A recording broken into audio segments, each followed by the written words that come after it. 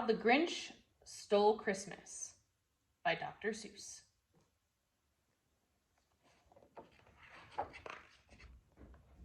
Every Who down in Whoville liked Christmas a lot.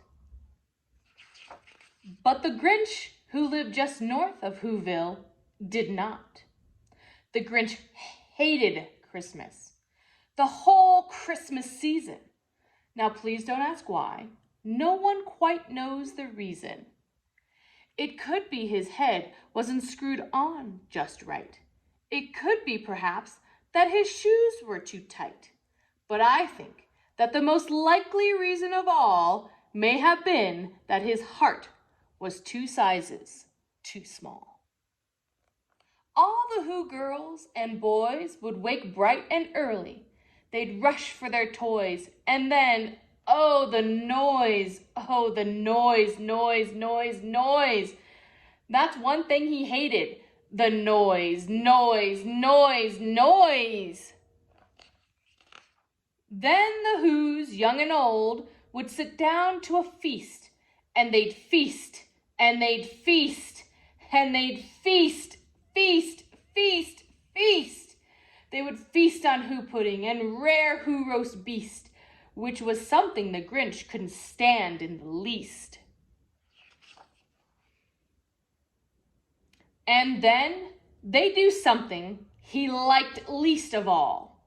Every Who down in Whoville, the tall and the small, would stand close together with Christmas bells ringing. They'd stand hand in hand, and the Who's would start singing. They'd sing, and they'd sing, and they'd sing. And the more the Grinch thought of this Who Christmas sing, the more the Grinch thought, I must stop this whole thing. Why, for 53 years I've put up with it now. I must stop this Christmas from coming. But how? Then he got an idea, an awful idea. The Grinch got a wonderful, awful idea. I know just what to do. The Grinch laughed in his throat, and he made a quick Santa Claus hat and a coat. And he chuckled and clucked, what a great Grinchy trick. With this coat and this hat, I look just like Saint Nick. All I need is a reindeer. The Grinch looked around, but since reindeer are scarce, there was none to be found. Did that stop the old Grinch? No, the Grinch simply said, if I can't find a reindeer, I'll make one instead. So he called his dog Max, then he took some red thread, and he tied a big horn on the top of his head. Then he loaded some bags and some old empty sacks on a ramshackle sleigh, and he hitched up old Max.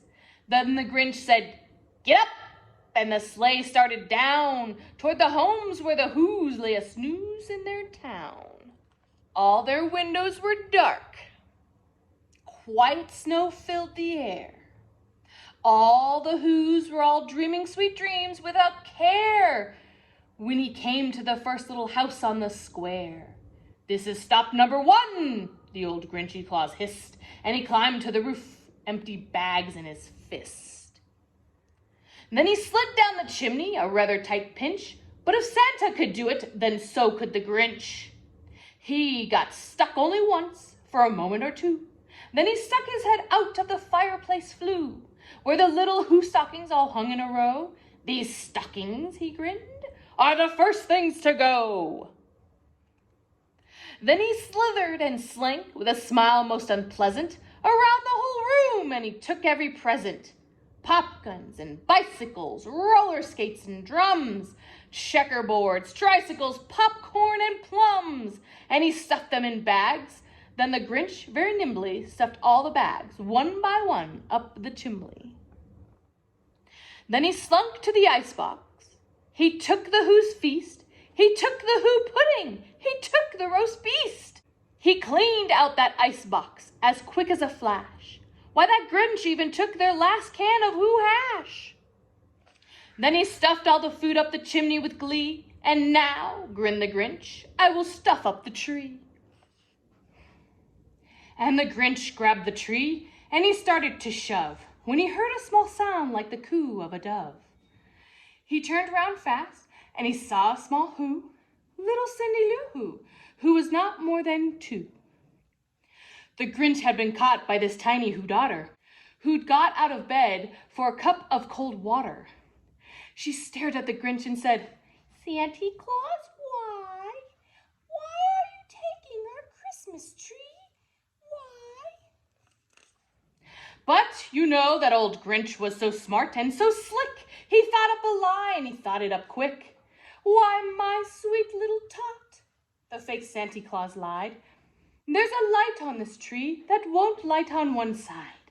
So I'm taking it home to my workshop, my dear. I'll fix it up there, then I'll bring it back here." And his fib fooled the child, then he patted her head, and he got her a drink, and he sent her to bed. And when Cindy Lou Who went to bed with her cup, he went to the chimney and stuffed the tree up. Then the last thing he took was a log for their fire. Then he went up the chimney himself, the old liar. On their walls he left nothing but hooks and some wire. And the only speck of food that he left in the house was a crumb that was even too small for a mouse. Then he did the same thing to the other Who's houses, leaving crumbs much too small for the other Who's mouses. It was 1/4 dawn, all the Who's still abed, all the Who's still a snooze, when he packed up his sled, packed it up with their presents, the ribbons, the wrappings, the tags, and the tinsel, the trimmings, the trappings. 3,000 feet up the side of Mount Crumpet, he rode with his load to the tip-top to dump it. Pooh-pooh to the Who's, he was grinchishly humming. They're finding out now that no Christmas is coming. They're just waking up. I know just what they'll do. Their mouths will hang open a minute or two. Then the Who's down in Whoville will all cry, boo-hoo. "That's a noise," grinned the Grinch, "that I simply must hear." So he paused, and the Grinch put his hand to his ear. And he did hear a sound rising over the snow. It started in low, then it started to grow. But the sound wasn't sad. Why, the sound sounded merry. It couldn't be so, but it was merry, very. He stared down at Whoville. The Grinch popped his eyes. Then he shook. What he saw was a shocking surprise. Every Who down in Whoville, the tall and the small, was singing without any presents at all. He hadn't stopped Christmas from coming. It came. Somehow or other, it came just the same. And the Grinch, with his Grinch feet ice cold in the snow, stood puzzling and puzzling. How could it be so? It came without ribbons. It came without tags. It came without packages, boxes, or bags. And he puzzled 3 hours, till his puzzler was sore. Then the Grinch thought of something he hadn't before.